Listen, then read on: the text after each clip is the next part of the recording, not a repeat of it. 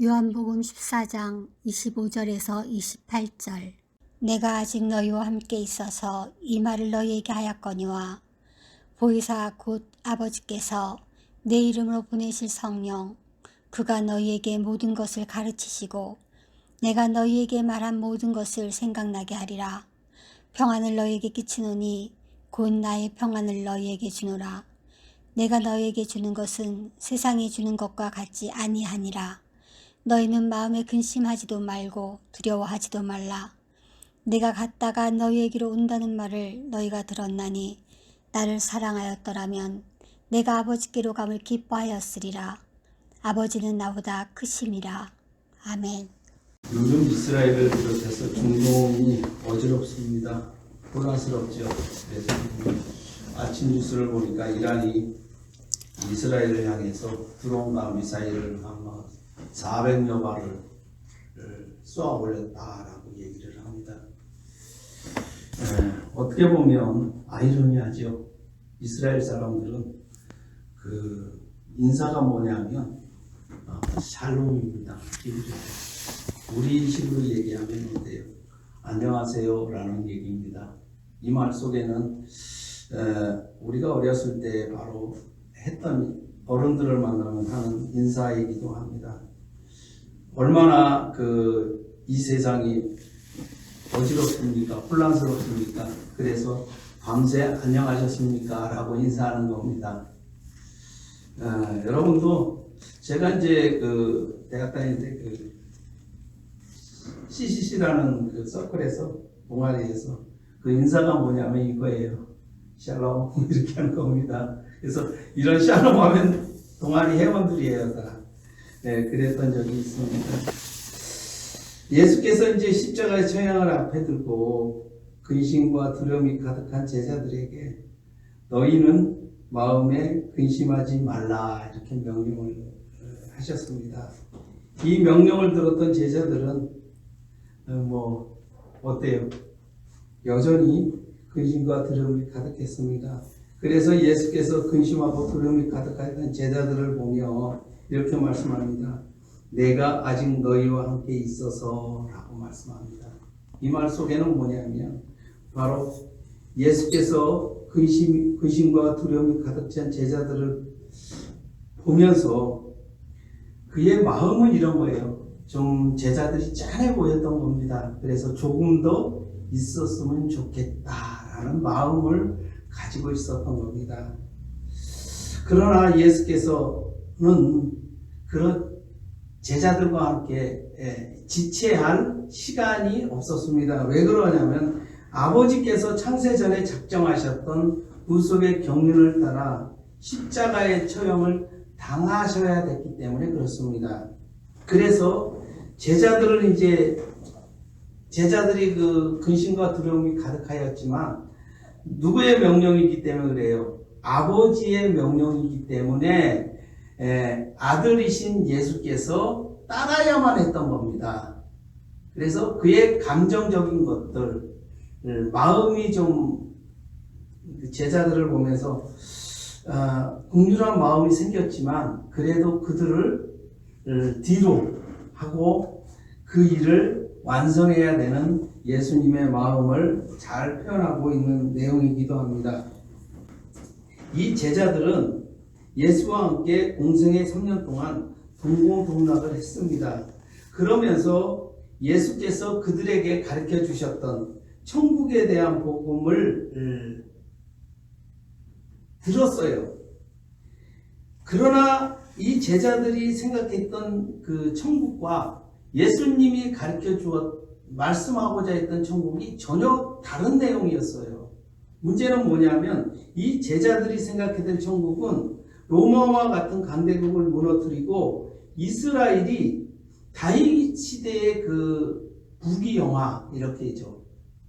통치, 강대국이었던 강력한 이 국토 혹은 영향력 이런 것이 회복되는 것이라고 생각을 했던 겁니다. 그래서 이 제자들은 예수께서 승천하실 때에도 이런 질문을 합니다. 이스라엘 나라를 회복하심이 언제이냐고 이렇게 여쭈었던 것을 우리가 볼 수 있습니다. 예수께서 제자들에게 이렇게 말씀합니다. 때와 시기는 아버지께서 자기 권한에 두셨으니 너희가 알 바가 아니라 이렇게 말씀하셨습니다. 이 말씀 속에서는 바로 이스라엘의 너희가 생각했던 이스라엘의 회복이 아버지께서 창세전에 작정하셨던 회복이 전혀 다르다라고 얘기를 하는 겁니다. 그러면서도 무엇을 강조하는 겁니까? 하나님 아버지의 절대 권한, 이것을 얘기하죠. 절대 주권이라고 얘기도 합니다. 바로 나도 그 절대 권한에 대해서는 변경할 수 없다, 이런 내용이기도 합니다. 그렇기 때문에 바로 계속해서 연결되는 부분들이 너희들이 생각했던 것처럼 내가 감정에 따라서 주변 환경에 따라서 나의 계획이 변경된다면 이 평화는 너희에게 없을 것이다 라고 얘기를 하는 겁니다. 그래서 이 평안을 줄 수 있는 권한은 아버지께서 창세전에 작정하신 대로 그 권한대로 내가 움직였기 때문에 너희에게 평안을 줄 수 있다 라고 말씀하는 내용이기도 합니다. 그러면서 예수께서 자신과 아버지와 하나이시라고 말씀하셨습니다. 그렇지만 뭐라고 말씀합니까? 인격에 대해서는 소열이 아버지께서도 크심이라 이렇게 말씀합니다. 그래서 아버지께서 내 이름으로 보내실 보혜사 성령께서는 성부와 성자 사이에 방출하셨고, 그래서 이 성령 하나님은 성자 하나님보다 작으시다라고 얘기를 하는 거예요. 서열이 있다는 겁니다. 그것은 사역에 대한 서열이지, 성부와 성자, 성령 하나님이 이게 서열이 있다는 얘기를 하고 있는 것이 아니에요. 바로 아버지와 아들과 성령, 이렇게 서열이 있는데 그 사역적으로 서열이 있기 때문에 그 서열에 따라서 순종한다라고 얘기를 하는 겁니다. 그러면서 예수께서 아버지께서 내 이름으로 보혜사 성령을 보내실 것이다 이렇게 말씀합니다. 26절에 보니까 보혜사 곧 아버지께서 내 이름으로 보내실 성령, 그가 너희에게 가르치고 내가 너희에게 말한 모든 것을 생각나게 하리라 이렇게 말씀합니다. 예수께서 공생애 동안에 교훈을 하셨던 천국에 대한 말씀을 성령이 오시면 가르치고 모든 것을 생각나게 하신다라고 말씀하는 겁니다. 이 제자들이 공생애 동안에 천국에 대한 말씀을 들었어요. 그러나 그들이 오해하였던 이유가 뭐냐면 바로 여기 있는 겁니다. 그들이 이해를 하지 못했던 거예요. 그러나 성령께서 제자들에게 임재하시면 공생애 동안에 예수께서 가르치셨던 그 모든 것이 결국은 생각나게 하신다는 겁니다. 생각나게. 이해하고 생각나게 하신다라는 역할을 하는 겁니다. 그래서 우리가 신앙생활을 하면 많은 설교를 듣습니다. 그러나 이 설교 중에 아직도 기억에 남아있는 설교들이 있습니다. 어떤 설교들입니까? 내가 가장 힘들었을 때, 내가 순간적으로 고난에 빠졌을 때, 혹은 환난에 봉착했을 때, 그때에 하나님의 말씀이 생각나게 하는 거였죠. 그때 들었던 말씀이 아직도 잊어지지가 않는 겁니다. 그러니까 평상시에 우리가 하나님의 말씀을 들어요. 그렇지만 그것이 한쪽 귀로 듣고 한쪽 귀로 다 흘러버린 것 같지만 우리가 환난과 고난을 만났을 때 그 말씀이 생각나게 하신다는 겁니다. 아멘. 그래서 하나님의 하나님의 말씀을 들어야 되는 이유가 거기에 있는 거예요. 그것이 항상 적용이 되는 것이 아니에요. 그 환경과 그때. 그러나 그때 가면 비로소 생각이 나는 거예요. 이것을 우리가 잊지를 마시기를 바랍니다. 그러면서 이 제자들이 처해 있었던 상황이 바로 벼랑 끝에 내몰렸던 순간이었습니다. 그러나 예수께서 이 제자들을 향해서 무엇을 선물로 주십니까? 그것은 평안이라는 것을 선물로 주셨다는 사실입니다. 27절에 보니까 평안을 너희에게 끼치노니 곧 나의 평안을 너희에게 주노라. 내가 너희에게 주는 것은 세상이 주는 것 같이 아니하니라.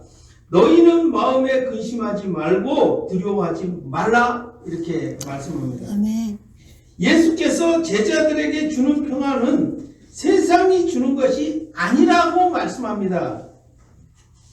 이 세상이 주는 평안은 어떤 평안입니까? 일시적인 평안이죠. 그리고 주변 환경이 조금 바뀌어서 달라진 것 뿐입니다. 그래서 이 평안은 영원한 평안이라고 하지를 않고 일시적인 평안이라 이렇게 얘기를 합니다. 그러나 우리는 어떻습니까? 이 평안을 받아도 막 기분이 업되지요. 근데 그거보다 더 한 평안이 뭐죠?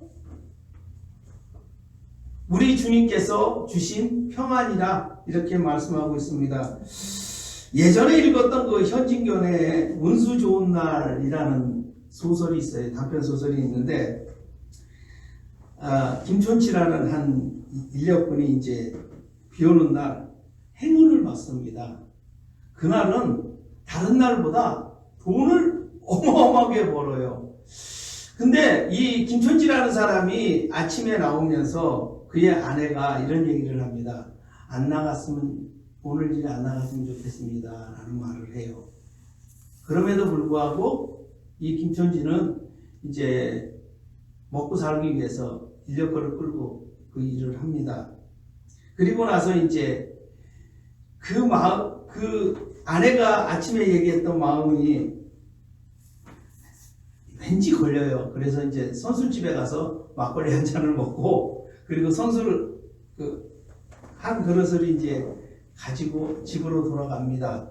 그랬더니 그의 아내가 이미 싸늘한 시체가 되어 있었고 그의 자녀가 그 죽은 엄마의 젖꼭지를 빨고 있는 그런 장면을 이제 묘사하고 있습니다.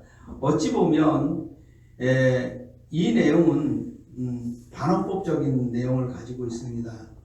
바로 운수가 좋은데 어떤 일이 생겨요? 아내의 죽음이랑 이렇게 결부가 되어 있는. 그래서 어떻게 보면 좀 짠한 모습이다 이렇게 얘기를 할 수 있어요. 바로 우리의 평안이 이와 같다 이렇게 얘기할 수 있습니다. 바로 세상이 주는 평안이라는 것이 한쪽에서는 슬픔이 한쪽에서는 기쁨이 이런 모습인 겁니다.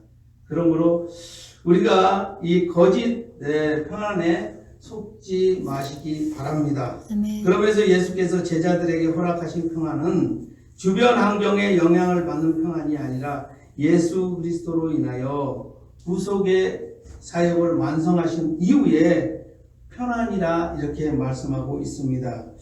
로마서 8장 35절 이하에 보니까 이런 내용이 나와 있습니다. 누가 우리를 그리스도의 사랑 안에서 끊으리요? 환난이나 공고나 박해나 기근이나 적신이나 위험이나 칼이냐? 그러나 이 모든 일에 우리를 사랑하시는 이로 말미암아 우리가 넉넉히 이기느니라. 아멘. 예수께서 제자들과 갈릴리 바다를 건너실 때 큰 폭풍을 만납니다. 이때 제자들이 아주 두려움과 공포에 가득 찼습니다. 그러나 예수께서는 배 밑창에서 아니 깊은 잠에 들었습니다. 문제는 뭐죠? 예수님을 모신 제자들이 배가 강풍을 만나서 전복이 되면 예수님과 함께 어떻게 되는 거예요?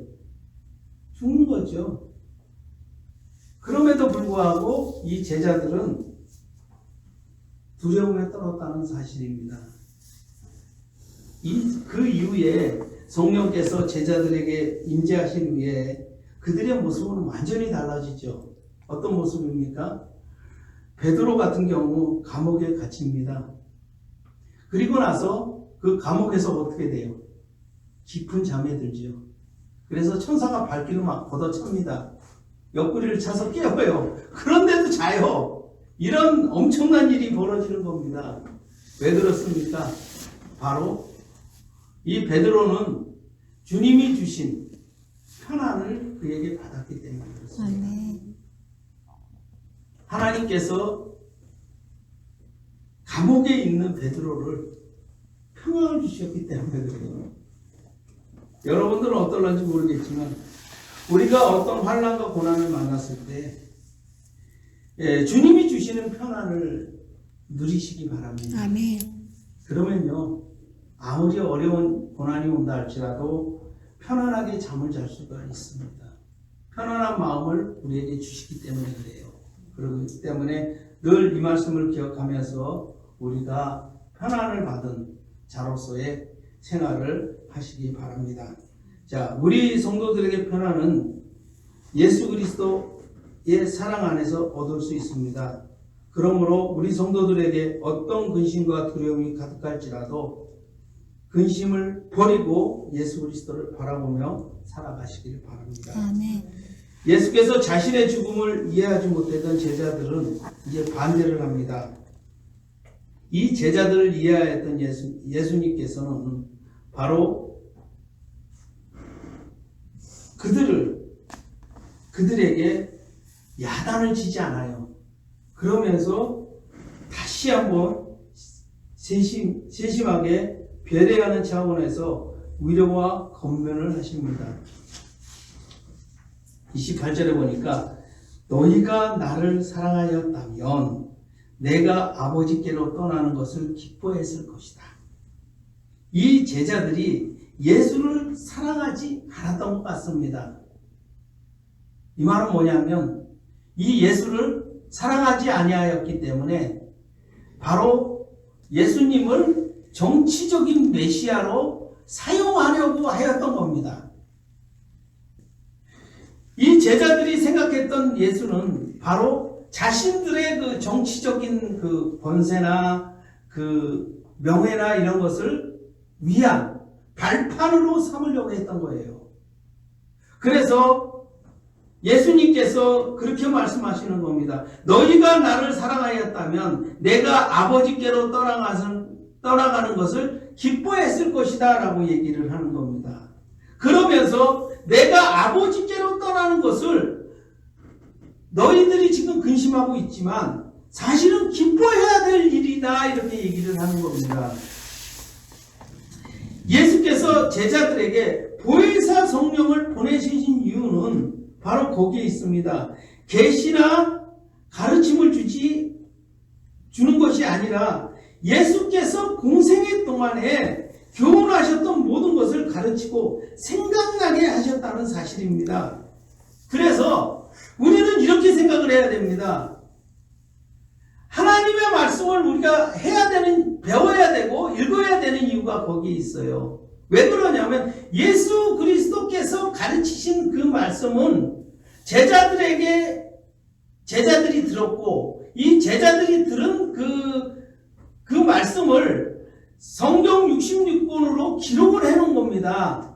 그렇기 때문에 우리는 이 성경의 말씀을 통해서 예수 그리스도께서 말씀하셨던 제자들에게 말씀하셨던 천국에 대한 복음을 우리가 듣는 거예요. 아멘. 그렇기 때문에 이 천국에 대한 말씀을 우리가 들어야 돼요. 자꾸 보고 배워야 되는 이유가 거기에 있습니다.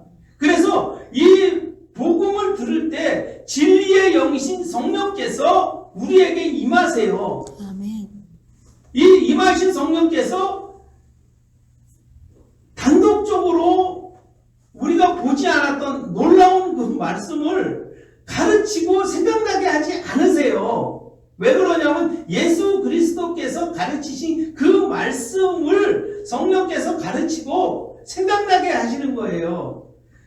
마치 이런 겁니다.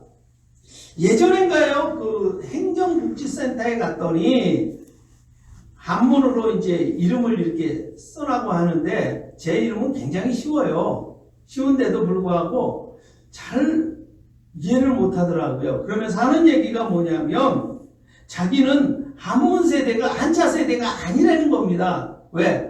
학교에서 공부를 안 했다는 거예요, 자기는. 문제는 뭡니까? 그게 자랑이 아니잖아요. 그걸 뭐라 그래요? 무식함을 나타내는 겁니다. 우리도 마찬가지예요.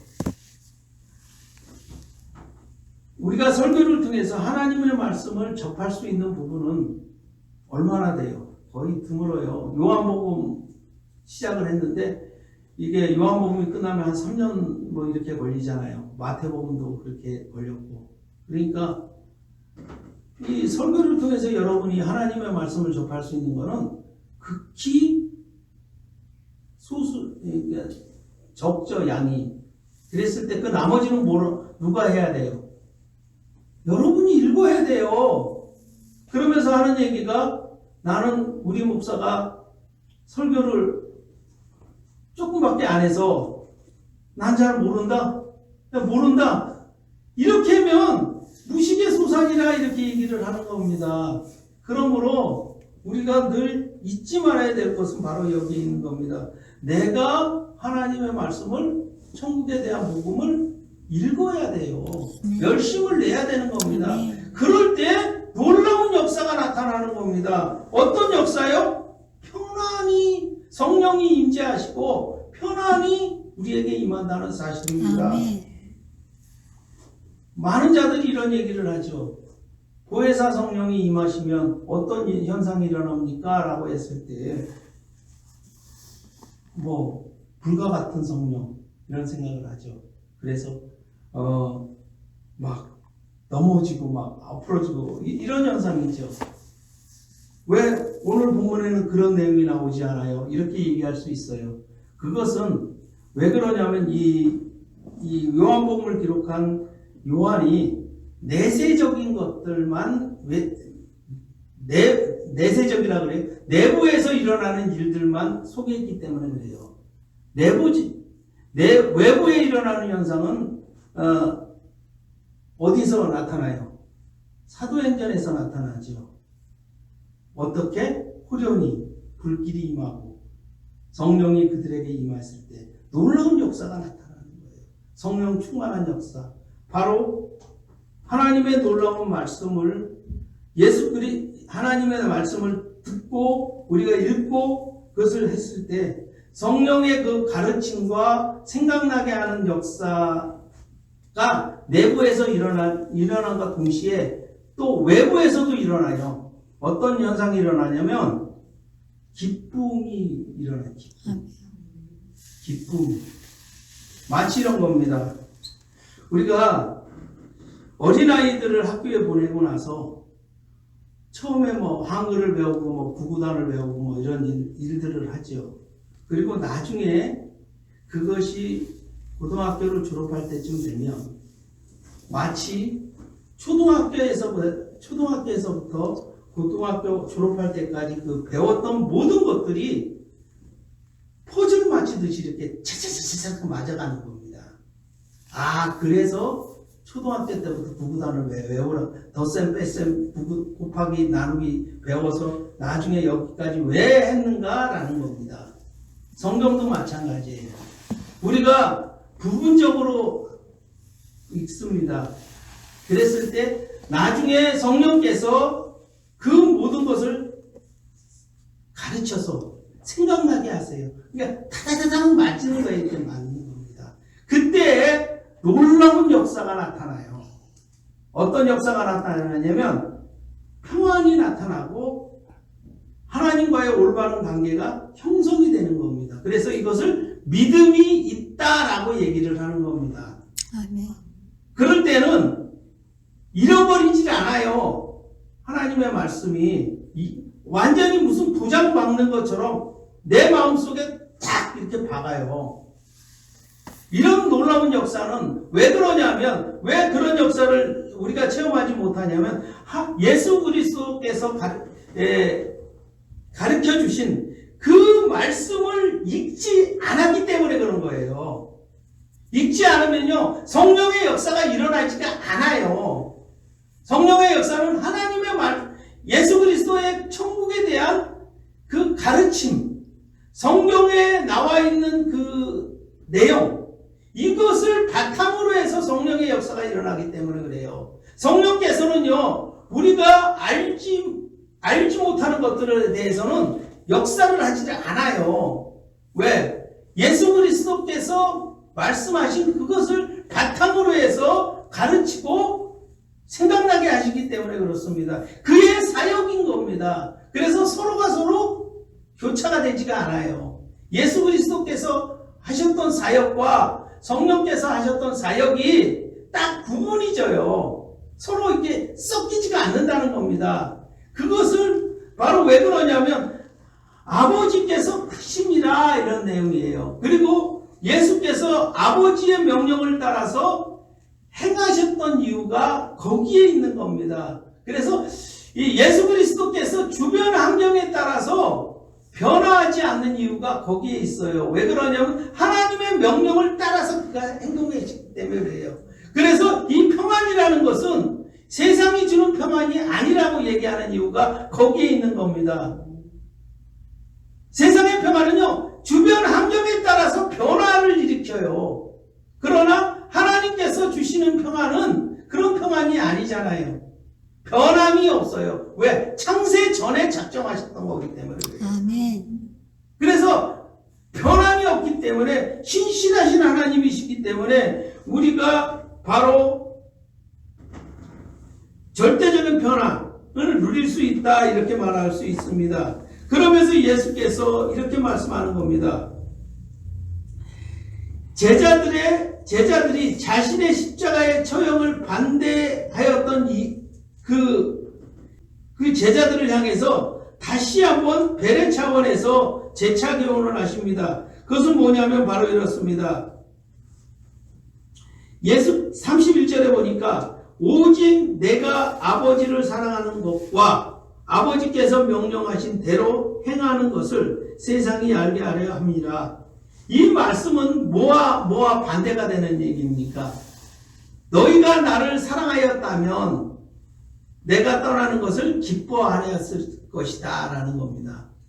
이 말 속에는 뭐예요? 바로 내가 하나님을 사랑하였기 때문에 하나님께서 명령하신 그 말씀을 내가 순종하였다라고 얘기를 하는 겁니다. 그러니까 너희가 지금 하는 행동들을 보니까 나를 사랑하지 않는 거야 라고 얘기를 하는 겁니다. 우리 모두가 다 이런 마음을 가져야 됩니다. 왜 그러냐면 우리 성도들에게 있어서 가장 큰 문제점이 뭐냐면 하나님의 말씀을 읽지를 않는다는 거예요. 이 말은 뭐냐면 하나님의 뜻을 알고자 하지를 않아요. 왜? 하나님을 사랑한다고 하면서 결국 엉뚱한 소리를 하고 있는 겁니다. 왜? 자신의 정욕을 채우기 위해서 하나님을 동원하는 겁니다. 신앙을 동원하는 거예요. 하나님의 말씀을 동원하는 겁니다.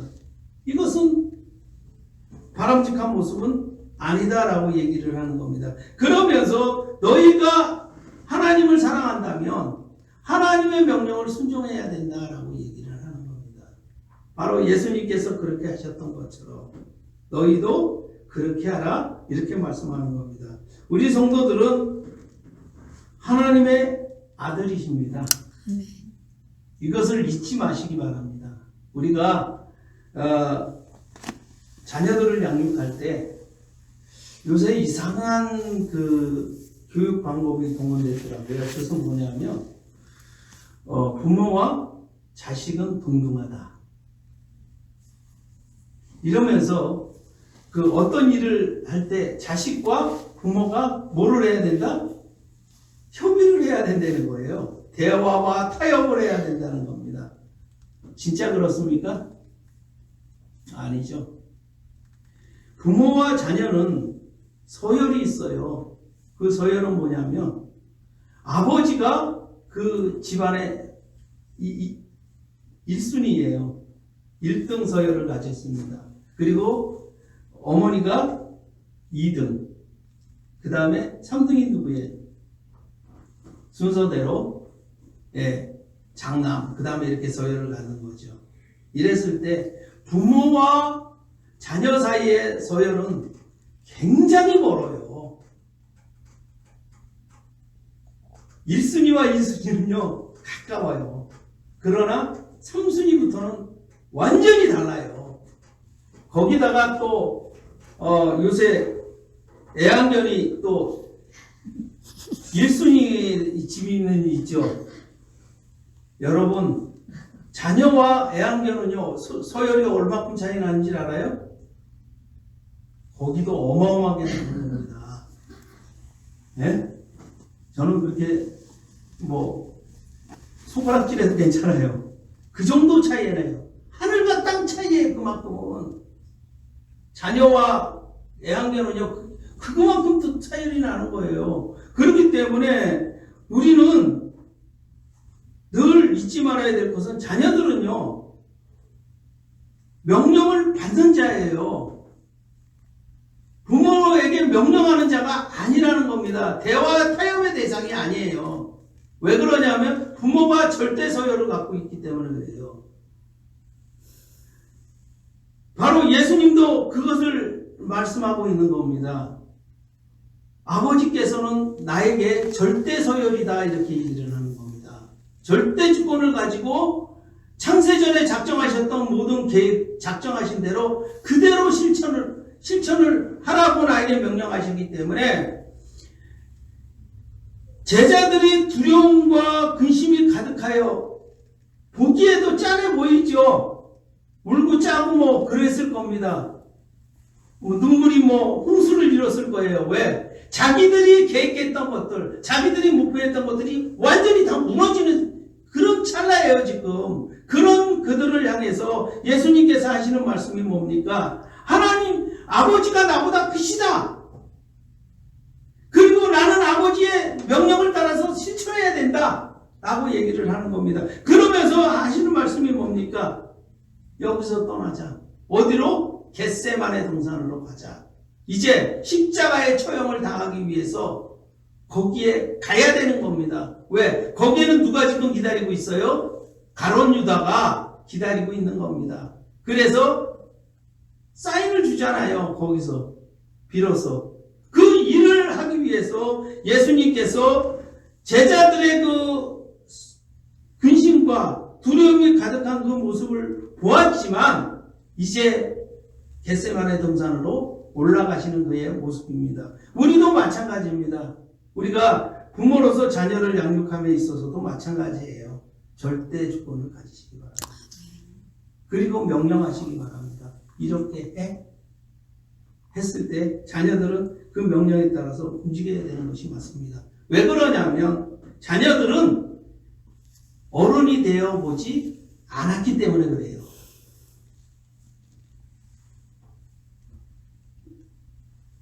무슨 뜻인지 알죠? 알지 못하기 때문에 그렇습니다. 미래에 대해서 알지 못하기 때문에 우선권을 가지고 있는 거예요, 부모들이. 왜? 먼저 태어났기 때문에. 부모이기 때문에. 그런 것을 깨달으시고, 바로 예수 그리스도께서 하나님의 아들로서 아버지에게 순종하셨던 것처럼 우리들도 마찬가지입니다. 아버지에게 순종하는 저와 여러분이 되십니다. 아멘. 기도하시겠습니다. 하나님 은혜를 진심으로 감사합니다. 주님께서 사랑하여 주시어서 오늘 말씀과 같이 늘 이 말씀을 기억하면서 하나님 아버지에 순종하셨던 예수 그리스도께서 우리에게 지금 절대 순종을 명령하고 계십니다. 그럴 때에 평안을 받을 수 있다라고 말씀하고 있습니다. 이 말씀을 기억하면서 우리가 평생을 살아갈 수 있도록 주여 함께하여 주시옵소서. 예수님의 이름으로 기도드립니다. 아멘. 아멘.